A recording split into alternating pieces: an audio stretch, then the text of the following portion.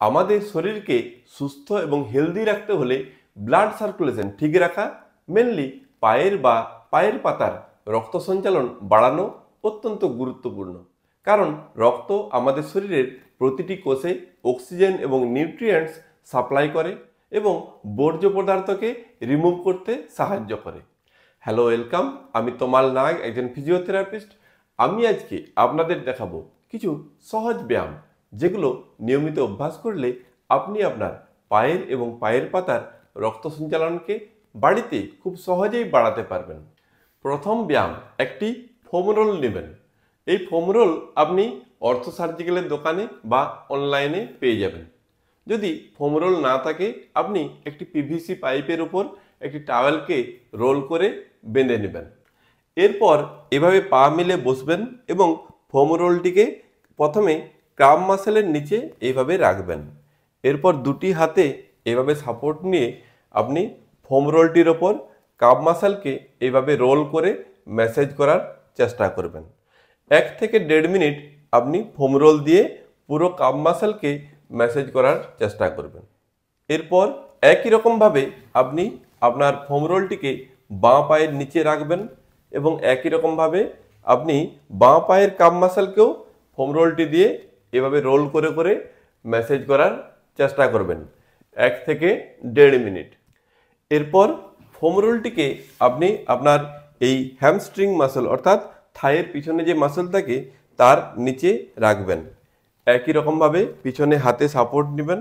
এরপর একই রকমভাবে ফোম রোলটিকে রোল করে করে আপনি আপনার হ্যামস্ট্রিং মাসলকেও ম্যাসেজ করার চেষ্টা করবেন 1 থেকে 1.5 মিনিট। একই রকমভাবে ফোম রোলটিকে আপনি আপনার বাঁ পায়ের হ্যামস্ট্রিং মাসল বা থাইয়ের পিছনের মাসলে রাখবেন, হাতে সাপোর্ট নেবেন। একই রকমভাবে ফোম রোলটিকে রোল করে করে আপনার হ্যামস্ট্রিং মাসলকেও ম্যাসেজ করার চেষ্টা করবেন 1 থেকে 1.5 মিনিট। দ্বিতীয় ব্যায়াম, কাপ এবং হ্যামস্ট্রিং মাসল স্ট্রেচিং। কিভাবে করবেন? একটি বেল্ট বা টাওয়েলকে পায়ের পাতার সঙ্গে এইভাবে লাগাবেন। এরপর এইভাবে সোজা হয়ে শুয়ে বেল্টটিকে ধীরে ধীরে টানবেন এবং পাটিকে সোজা করে উপরের দিকে তুলবেন।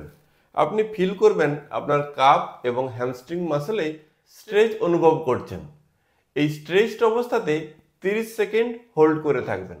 এরপর ধীরে ধীরে নামিয়ে দেবেন। আবার একই রকমভাবে বেল্ট টান দিবেন এবং পাটিকে উপরের দিকে তুলবেন। আপনি হ্যামস্ট্রিং এবং কাপ মাসলে স্ট্রেচড অবস্থাতে 30 সেকেন্ড হোল্ড করে থাকবেন। এরপর ধীরে ধীরে নামিয়ে দেবেন। এইভাবে 30 সেকেন্ড করে হোল্ড করে করে ডান পায়ে মোট 5 বার অভ্যাস করবেন এবং একই রকমভাবে বাঁ পাতেও 5 বার ব্যায়ামটি অভ্যাস করবেন। পরবর্তী ব্যায়াম, আমাদের থাইয়ের সামনে যে কোয়াড্রিসেপস মাসল থাকে তার স্ট্রেচিং। কিভাবে করবেন? এইভাবে উপরে শুবেন এবং বেল্টকে পায়ের পাতার সঙ্গে এইভাবে বাঁধবেন। এরপর ধীরে ধীরে বেল্টকে টান দিবেন এবং হাঁটু ভাঁজ করবেন। এরপর আপনি খেয়াল করবেন আপনার থাইয়ের সামনে যে কোয়াড্রিসেপস মাসল থাকে সেখানে আপনি স্ট্রেচ অনুভব করছেন। এই স্ট্রেচড অবস্থাতে 30 সেকেন্ড হোল্ড করে থাকবেন। এরপর ধীরে ধীরে মিলে দেবেন। আবার একই রকমভাবে বেল্টে টান দেবেন এবং হাঁটু ভাঁজ করবেন। আপনি আপনার কোয়াড্রিসেপস মাসলে স্ট্রেচ অনুভব করবেন। এই স্ট্রেচড অবস্থাতে 30 সেকেন্ড হোল্ড করে থাকবেন। এরপর ধীরে ধীরে মিলে দেবেন। এইভাবে 30 সেকেন্ড করে হোল্ড করে করে ডান পায়ে মোট 5 বার এবং বাঁ পাতেও 5 বার ব্যায়ামটি অভ্যাস করবেন। আপনি এই কোয়াড্রিসেপস মাসল স্ট্রেচিং এভাবে দাঁড়িয়েও করতে পারেন। একটি টেবিল বা চেয়ারকে এভাবে সাপোর্ট নেবেন। এরপর যে পায়ের মাসলের স্ট্রেচ দিতে চান সেই হাঁটুটি ভাঁজ করবেন। হাত দিয়ে অ্যাঙ্কেল জয়েন্টকে ধরে উপরের দিকে তুলবেন। ধীরে ধীরে হাঁটুটি পিছনের দিকে নিয়ে যাবেন। আপনি ফিল করতে পারবেন আপনার থাইয়ের সামনের দিকে স্ট্রেচ অনুভব করছেন। এই স্ট্রেচড অবস্থাতে 30 সেকেন্ড হোল্ড করে থাকবেন। এরপর ধীরে ধীরে ছেড়ে দেবেন।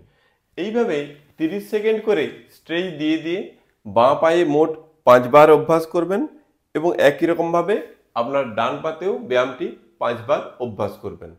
পরবর্তী ব্যায়াম, আপনি ফোম রোলটিকে অ্যাঙ্কেল জয়েন্টের একটু উপরে রাখবেন। এরপর পায়ের পাতাকে একবার উপরের দিকে তুলবেন, একবার নিচের দিকে নামাবেন, আবার উপরের দিকে তুলবেন, নিচের দিকে নামাবেন।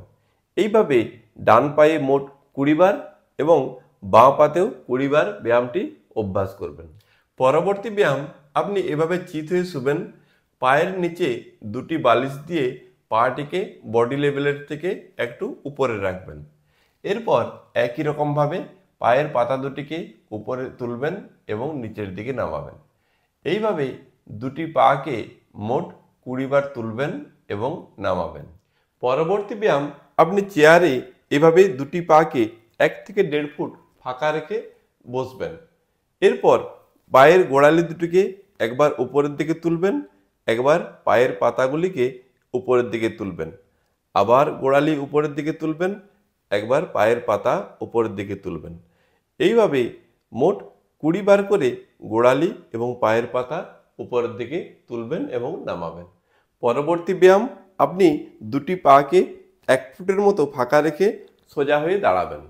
এরপর চেয়ার বা টেবিলকে সাপোর্ট নিয়ে দুটি গোড়ালিকে একবার উপরের দিকে তুলবেন, 5 থেকে 10 সেকেন্ড হোল্ড করবেন, নামিয়ে দিবেন। আবার একই রকমভাবে পায়ের পাতাকে উপরের দিকে তুলবেন, 5 থেকে 10 সেকেন্ড হোল্ড করবেন, নামিয়ে দিবেন। আবার দুটি গোড়ালিকে উপরের দিকে তুলবেন, 5 থেকে 10 সেকেন্ড হোল্ড করবেন, নামিয়ে দিবেন। এইভাবেই পায়ের পাতা এবং গোড়ালি 5 থেকে 10 সেকেন্ড করে হোল্ড করে করে মোট 20 বার তুলবেন এবং নামাবেন।